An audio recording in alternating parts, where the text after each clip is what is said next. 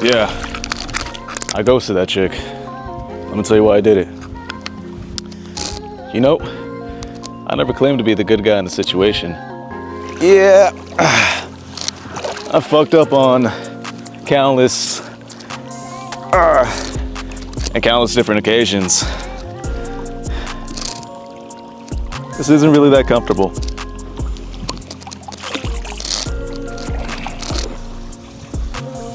I mean, some of those times could have been of inexperience, ignorance. Other times, yes, I was probably being a douchebag. But the only reason I kind of went through that stage and kind of doing those little validation hookups is I started late. Be honest about that. And it just so happens I kind of decided to document everything too. I put too much out on this shit. But the only reason I decided to document this stuff was, like I said in one of my earlier videos, was to provide value, because I never used to be this guy, this outgoing guy who would consistently go on dates, have those crazy hookups, those one-night stands, those relationships, meet those beautiful women, have all those connections.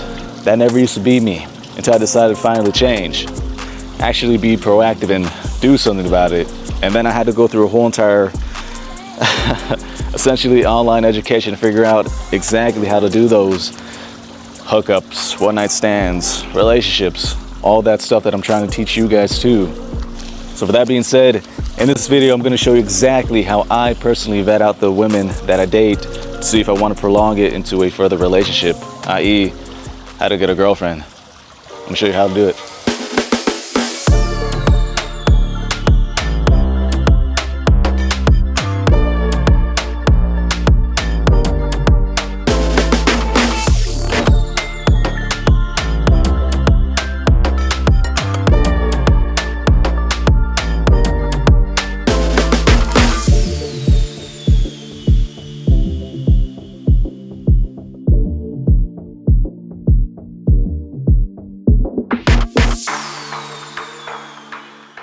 So this is where you're gonna put out all your little superficial shit that you need. So me personally, like I said previously, I'm a picky motherfucker. So I have a lot of demands, a lot of things that I want from a girlfriend. But the only reason I'm able to have those demands, and I've been able to get those demands too, is because I've been working on myself. So all this is not gonna help if you're not actively working on yourself, building up your body, building up your mindset, your finances, traveling, doing kind of the stuff of that nature. So if you haven't found yourself in that kind of stage yet, I recommend putting all this stuff in the back burner until you finally get to that stage, because what you find out during dating, at least from my previous experiences, all these women, they want you to lead. And if you still don't know how to do that, that means you got to grow into that kind of leadership role. And that takes time, that takes a lot of effort too. So work on that first before you try to get into a long-term relationship. But that's just my opinion. So in terms of the superficial stuff, let me break it down to what I personally look for.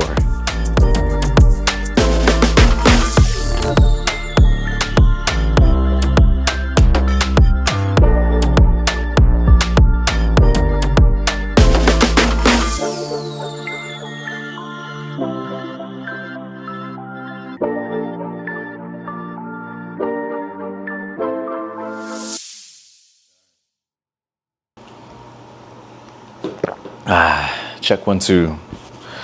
Mic's good. All right. Let's get it. So, as I've previously stated throughout the course of this channel and throughout the course of this video, I've gone on countless dates, had those one-night stands, crazy hookups, those relationships too. So, going about that journey, you find out what you like and what you don't like, what you can put up with, and what you can't put up with, essentially your deal breakers. So in this particular video, I'm gonna show you exactly what I look for in those women, and that's pretty much called the vetting phase. And not only that, I'm gonna break it down in 4 different tier groups. So hopefully it helps you categorize the girl that you're trying to date. So here's how it's gonna work out. I'm gonna give you my tier list right here. S tier means wifey material. That's That's the cream of the crop, the one that you want to date, the one that you want to essentially marry. Wifey material, essentially. Now, A tier, it's a little bit below that. It's not quite S tier, but it's a candidate missing, you know, essentially one or two things. B tier, now, that might be a casual, fun in the morning, you know, going to get breakfast type of girl, but not relationship material, in my opinion. And C tier, that's that's where you see all the red flags start to show up, essentially. And D tier, well, that's a deal breaker. All right, I guess gonna start from the very, very top. So S tier. Now, S tier, that's a rare breed. That's a cream of the crop. For me, that's a girl who aligns with my lifestyle and with my values. She respects the grind. She supports me instead of holding me back. And most importantly, I trust her. Now, I've had those kind of S tier moments along with some of my previous other relationships, but eventually you'll find out more of those red flags once you start digging in even more so. Or like I've previously been told from that Uber driver, Tramel, shout out to you, don't fall for the imitation. You gotta understand these red flags and understand these S tier kind of moments too. That only shows up fully more in your mind when you go through it with more time and more experience. So, should I say some experiences, some examples? Okay, I'll share the little S tier kind of moment. So, I've been on countless dates, like I previously said, had those one night stands, those validation moments, those hookups, like I've told you guys about. And I've also had the antithesis of this, those beautiful relationships, those beautiful connections, those crazy moments in the date. And the funny thing is, the most ironic thing is, those S tier moments come when you least expect it, in my opinion, and from what I've previously seen. So, like I say all the time, my best ever date to this day was with Sophia.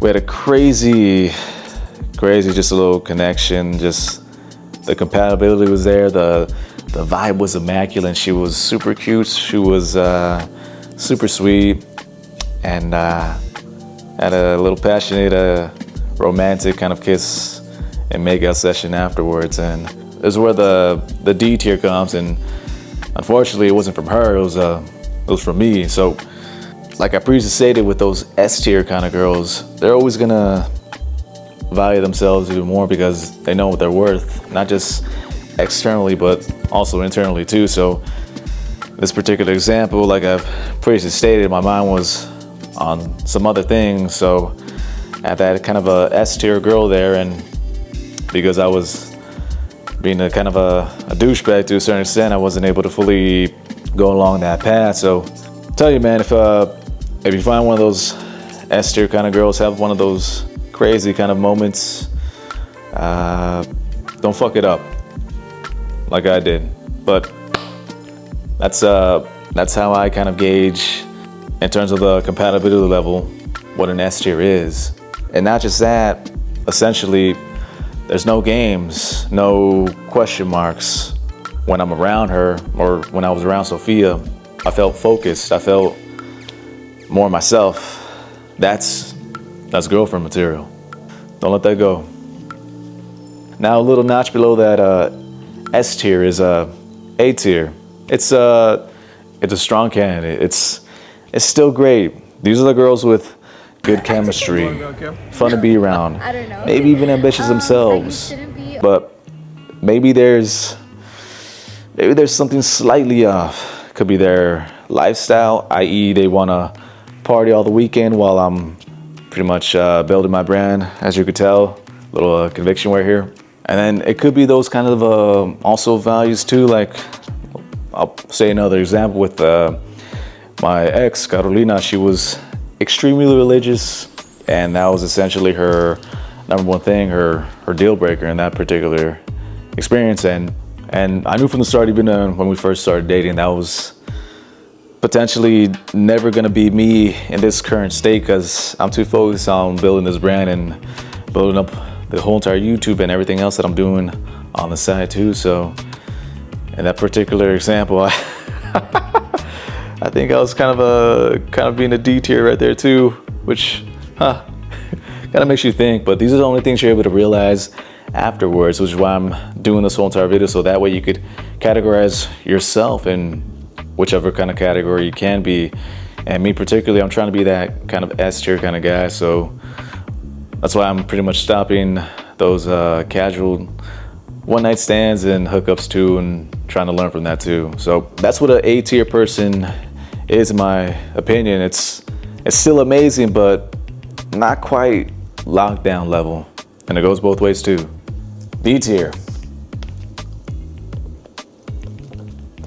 I've had a lot of experiences with this whole entire B tier. So B tier is more casual. These are the girls who click on the surface level. Looks, they can be pretty cute. The vibe, it's pretty cool there. But the connection, it doesn't run deep, you know.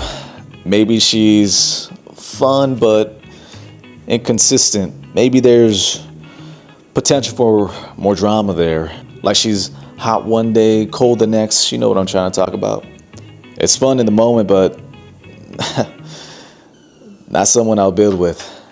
Now, I guess I'll state another little example, which is why I kind of wasn't so deterred from the whole entire relationship with Valentina breaking. She was, like I said previously, she was a 10 out of 10, one of those dime pieces. But once you date one of those dime pieces, slowly their attraction level, like, they become a regular person. Then you see their internal person too, and I saw those red flags. I saw kind of her lack of trust in other people, which, you know, she has a full right to because of what she went through. So those are those issues, and those are those situations that hopefully the other person should heal with. And if they're not fully healed, like in this particular example, they'll probably pass all that trauma to the next person, which could be myself. So that's what a B tier is, in my opinion. It looks good, but don't fall for the imitation. Now, thankfully, I've never really had any experience with this whole entire C tier level. Now, C tier, now C tier is where the red flags really start to show up. Disrespect, lack of reliability, or she drains your energy instead of amplifying it. Maybe she's consistently negative. Maybe she's flaky with no accountability. I've been here before, and it never ends well. You can't grow with someone who's stuck in chaos. Now, should I say another name? I'll probably keep this one. So I've previously had this same kind of experience one time, actually, and we would text back and forth. Connection was amazing when we hooked up, but beyond that, it was purely just, you know, little surface level thing, little what's it called, late night rendezvous attractions, and there was no compatibility whatsoever with that. So along with her cheating on her boyfriend with me, so that's major red flag and a major deal breaker. And as much as you want to kind of lean into that kind of C tier level, because in the moment you're thinking, wow, this person's amazing, we're able to talk all the time, we're able to hook up, it's great. But then once you break down the whole entire surface level with that whole entire interaction, you realize, in this particular example, we're not compatible whatsoever. Completely different people, and just blinded by the hookup. And that's C tier. Now, D tier is the no-go zone. That's the deal breaker. If she lies, if she cheats, i.e. she's cheating on her boyfriend with you, she's disrespectful. She's disrespectful of your boundaries. It's over. If, in this particular example, for me, if she has no growth mindset, no ambition, no respect for herself or others, I don't give a shit how good she looks, bro. That's not an immediate no. You can build on a crack foundation, sure, but if she has those roots set in that foundation, if she's not wanting to do anything, not wanting to travel, not wanting to grow, and content with being stuck, for me personally, that's not me. So that's That's a major red flag and major deal breaker, along with all the other character faults that I listed beforehand. That's D tier. Don't ever be there. If you are, just get out of it, bro. Yeah, and I'll be real with you guys. Like I stated countless times, I never used to be this guy who would have all these standards, be picky as fuck, and have all these not rules, not obligations, but would just have more self-respect for himself and knows what he wants from a woman, and hopefully he could be the same guy for them too, which is why, you know, you got to make a couple rules for yourself and have more self-respect for yourself, because like I say it all the time, the number one person you spend time with is yourself. Try not to lose their respect. And essentially me hooking up with the last chick was another character fault, another little crack in that foundation that I needed to work on, because I knew from the start she was essentially, in this particular example, a C tier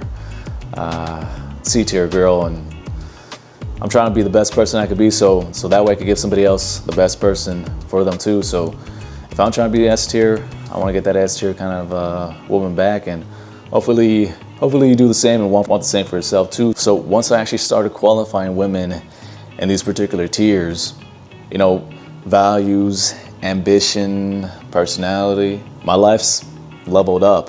And it's not about being picky, it's about protecting your energy and your time too.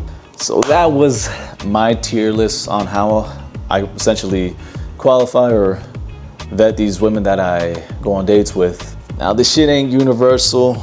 Your list might look slightly different from mine, but the point is to have one, because even from my previous experience, whenever you're going on a date, women ask you, so what are you looking for? What do you want? What can you put up with? What you can't put up with? Stuff along that line. So if you don't know your standards, you're gonna end up settling for less. Drop a comment, tell me what your S tier looks like. What's that one trait a girl has to have to make her S tier for you? I wanna know what you guys think, but I'm gonna end it right there. Once again, hope you found value in this video. Hope you found some information. I upload every Wednesday and every Sunday. So come back for content just like this, if not similar to this. And as always, it's been your boy Coach Ed. See you later.